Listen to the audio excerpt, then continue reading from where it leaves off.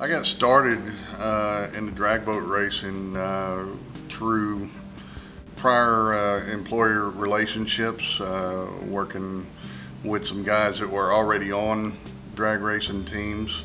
I needed some help going to Phoenix, Arizona, as a matter of fact, was the first race that I went to, and they needed a transport driver as well as helping out with the boat, doing in between round maintenance, clutches, engine stuff.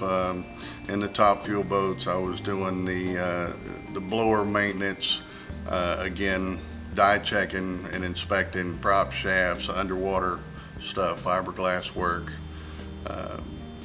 all kinds of things.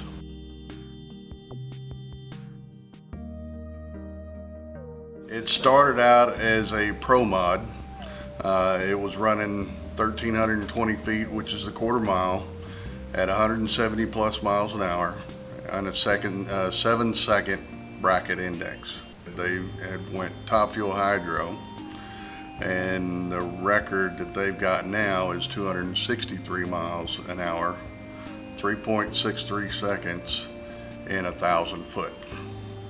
You've got heat, you've got cold mornings, you've got rain. We can't race these in the rain or the wind, things like that. If we're in a lake, it's one thing. We don't have flows and currents, but rivers, that plays a big part in that.